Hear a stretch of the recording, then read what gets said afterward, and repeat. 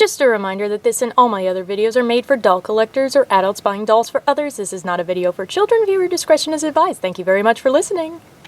Hello Internet! My name is Kelsey, and welcome back to my closet. Sorry it's been so long since I've been able to do one of these news videos. They just take a little more editing than my regular videos, which is why I've had a hard time with my new job trying to put these together, but there is just too much to talk about, and I am eager to hear what you guys all think about this stuff. Without further ado, let us first jump in with the Glo Up Girls. So previously we had gone over series 2 of the Glo Up Girls, and I had said how they look very much like redressed versions of the original 6 characters. Well, as it turns out, that's exactly what they are, because the official Glo Up Girls Instagram and YouTube has revealed higher quality images and a little video for Series 2. That confirmation is not the only thing that's been revealed. There's also going to be a special playset featuring Sadie. It's basically a streamer setup, which is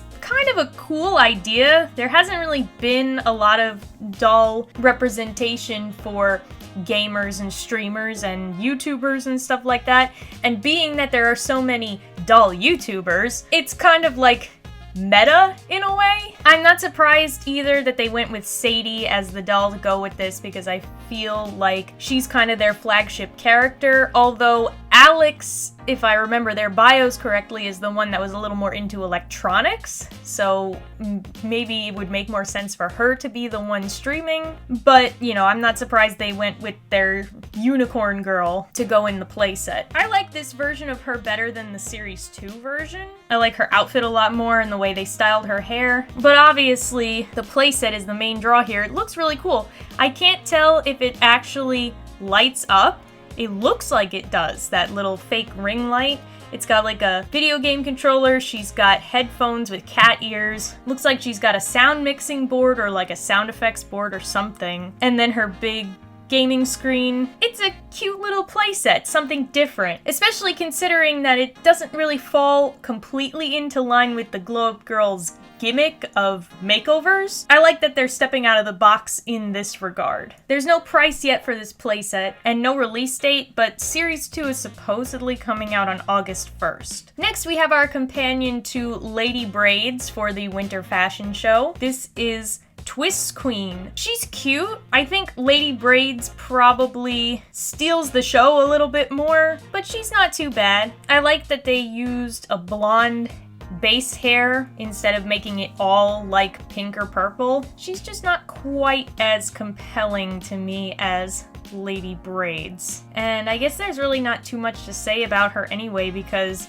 it looks like she comes with all the same accessories and hairstyling tools that Lady Braids does, and we're not really getting to see the back of her box or anything, so just thought I would throw her in there real quick as a segue to the rest of the Tweens Masquerade dolls, which we finally have inbox pictures and names for. So we had already partially seen the Queen of Hearts and Cheshire Cat dolls, whose names are Regina Hart, haha, how obvious, and Cat Mischief, haha, how obvious, respectively. But now we can see them in their boxes. It looks like these boxes are going to have a little bit more of that playset element to them that the older OMG and Tween boxes had, which is great, because you can see next to them there's these little shelves where all their accessories are.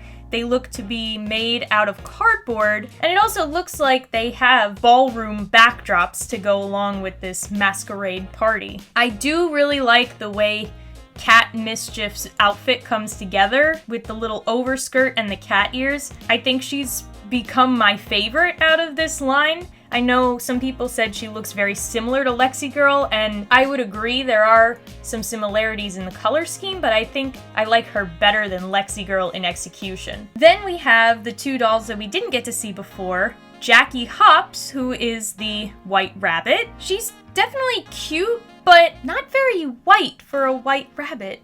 I mean, she's mostly pink, and I know that the tot that she coincides with has pink hair, but I would think that her outfit would have more white elements to it. Instead, I'm seeing a lot of pale yellow and obviously pink. And so, kind of doesn't really speak white rabbit to me, just more like a rabbit girl. Doesn't mean she's not cute, but I kind of wish they were sticking a little closer to their theme. And in saying that, Max Wonder, this is our Alice. Now, I don't want anyone to take me the wrong way, because it's an interesting twist that they decided to take Alice and make her into a boy. It's also fun that we're doing our first tween boy. However, if I were to look at this doll, I would never guess he was supposed to be based on Alice. I can't be the only one that thinks that. Yes, he's in the classic blue Alice color, but like, that's it. He's got blonde hair, and he's in blue. What else about this doll says Alice to you? They didn't even use the card suits like I was hoping. Like, the tot that coincides with this doll has the card suits on her skirt. I see no representation of that in this outfit at all. And in fact, they've gone completely away from it by giving him a plaid dress, I guess? I'm not against boys wearing skirts and everything.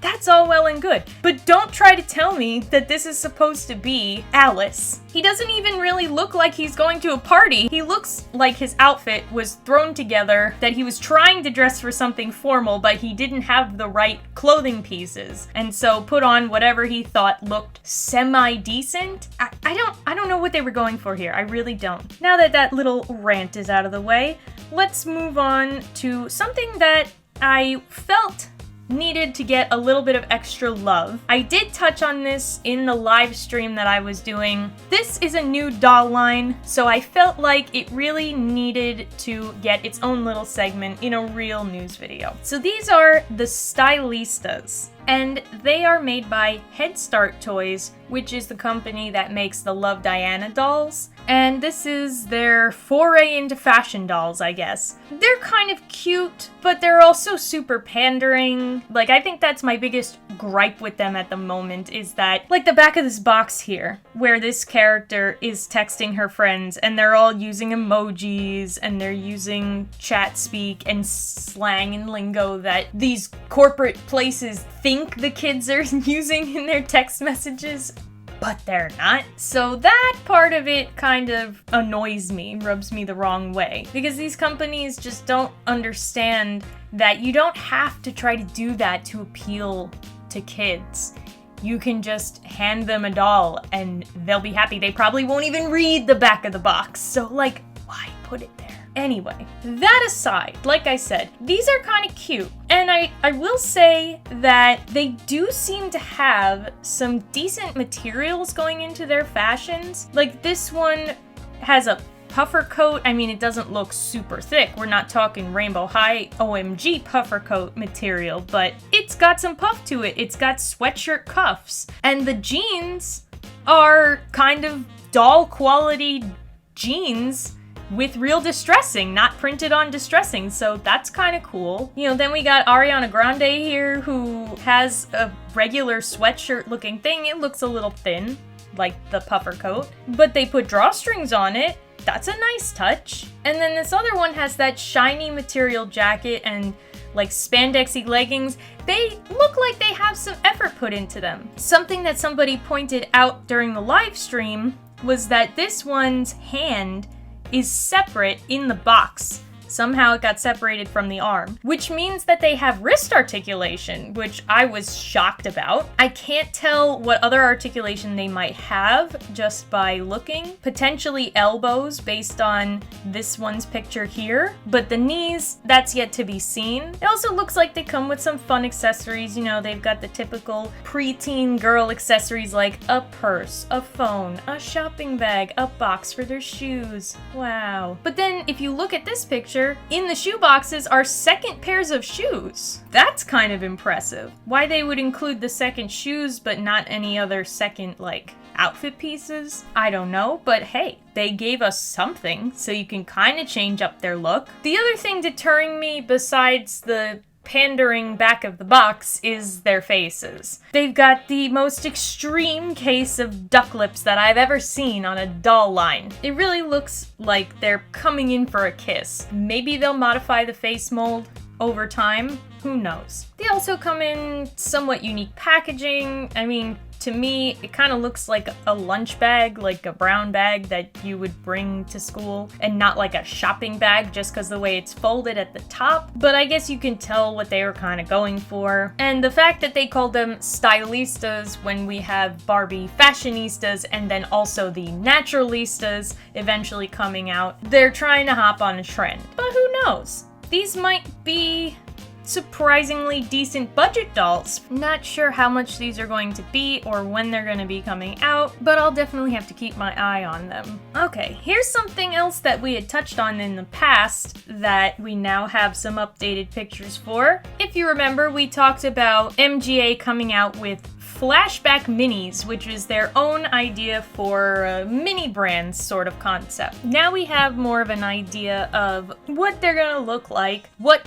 Bratz miniatures we can expect to find, and of course the fact that they are blind boxes and it seems like there's only going to be one per blind box. They come in this little trapezoid shaped box, which apparently can also turn into a display, and each of them comes in a miniature version of their actual packaging, which is kind of interesting. But they also show the picture here of them out of their packaging, so I'm assuming it's probably easy to open them if you wanted to display them out of the packaging. And I see a lot of familiar designs here. We have the original Phoebe and Roxy, there's Campfire, Pretty and Punk, Rock Angels, the original Bratz, a couple of the boys, we've got one of the cars. It looks like there's a lot of fun ones that you can find, despite the fact that they look pretty well sculpted and painted and very true to their original dolls. I don't know if I want to spend $9.99 on this sort of miniature when I'm only getting one. Because like I said, they look really nicely made, but when we talked about them originally, I compared them to toy mini brands where you get 5 in a ball. They're pretty much the same size, pretty much the same quality, and the balls are only $6.99.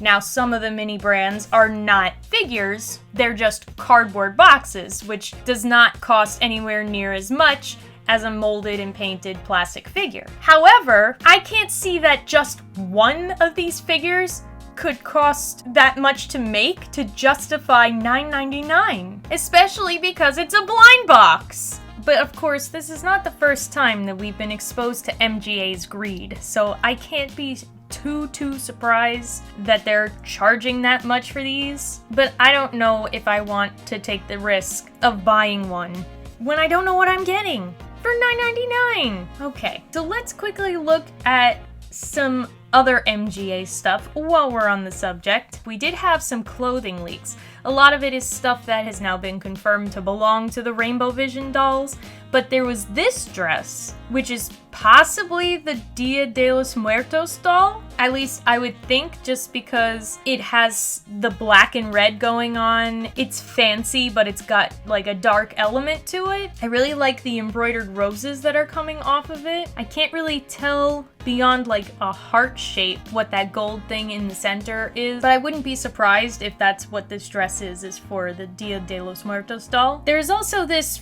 fuzzy coat that has like animal print on it that we haven't identified just yet. Could it be Rainbow High? Could it be OMG? It looks a little short in the sleeves. I'm gonna guess it's an OMG just because of the shorter sleeves, plus the fact that it's fuzzy.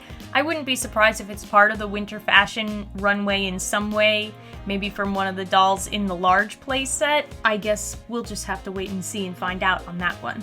Finally, let's look at Monster High. It's not exactly doll related, but how can I talk about Monster High and not mention the live action Monster High movie teasers that have been revealed by Nickelodeon? I mean, there's not a whole lot to comment on. They look about as good for Monster High characters in live action form that you would expect. Draculaura, I'm a little confused as to why she's also doing magic. But what I want to focus on here is Laguna. If you had showed me this picture and it did not say Laguna on it, I would have no idea who this was supposed to be. Again, I am no Monster High expert, but does anyone on this website think that this looks like a representation of the Laguna that they know? Her skin is not blue. Her hair is mermaid unicorn colors. I mean, sure, there's a couple of elements of sea monster going on here. She does have the fins on her legs